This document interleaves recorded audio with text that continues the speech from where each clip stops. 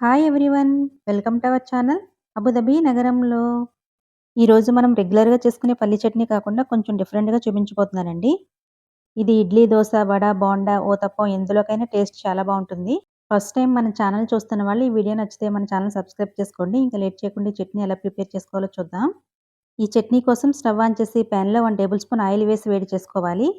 Oil వేడైన తర్వాత 1 tea spoon జీలకర్ర, 1 టేబుల్ స్పూన్ మినపప్పు, హాఫ్ కప్పు పల్లీలు వేసి లో ఫ్లేమ్‌లో వేయించాలి. పల్లీలు సగం వేగిన తర్వాత ఎండుమిర్చి వేసి వేయించుకోవాలి. నేను తీసుకున్న ఎండుమిర్చి చాలా స్పైసీగా ఉన్నాయండి. అందుకే 7 వేశాను. మీరు తినే కారాన్ని బట్టి వేసుకోండి.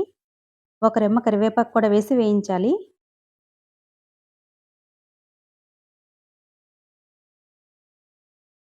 ఎండుమిర్చి వేగిపోయిన తర్వాత ఒక మీడియం సైజ్ ఉల్లిపాయ ముక్కలు వేసి వేయించాలి. ఉల్లిపాయ ముక్కలు పూర్తిగా వేగాల్సిన అవసరం లేదండి. సగం వేగితే సరిపోతుంది.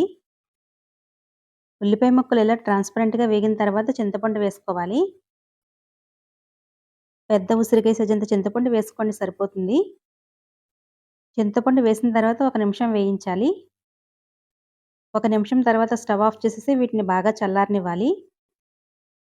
ఇవి పూర్తిగా చల్లారిపోయిన తర్వాత ఒక మిక్సీ జార్‌లోకి వేసుకోవాలి. ఇప్పుడు ఇందులో సాల్ట్ వేసుకోవాలి. నేను ఒక టీ స్పూన్ వేశానండి. మీరు మీ టేస్ట్‌కి తగినట్లు వేసుకోండి.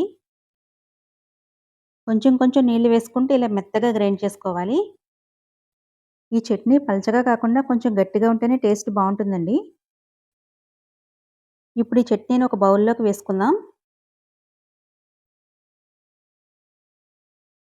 ఇప్పుడు ఈ చట్నీకి పోపు పెట్టుకుందాం. స్టవ్ ఆన్ చేసి ఇందాక ఉల్లిపాయలు వేయించుకున్నాం కదా! అదే ప్యాన్‌లో 1 టీ స్పూన్ ఆయిల్ వేసి వేడి చేసుకోవాలి. ఆయిల్ వేడైన తర్వాత హాఫ్ టీ స్పూన్ ఆవాలు, పావు టీ స్పూన్ జీలకర్ర, 2 ఎండుమిర్చి, కొంచెం కరివేపాకు వేసి వేయించాలి. వేగిన తర్వాత స్టవ్ ఆఫ్ చేసేసి చట్నీలో వేసి కలుపుకోవాలి. ఇంతేనండి, పల్లి చట్నీ రెడీ అయిపోయింది. దీని టేస్ట్ చాలా బావుంటుందండి. ఒకసారి మీరు కూడా ట్రై చేసి ఎలా వచ్చిందో వీలైతే కామెంట్‌లో తెలియచేయండి.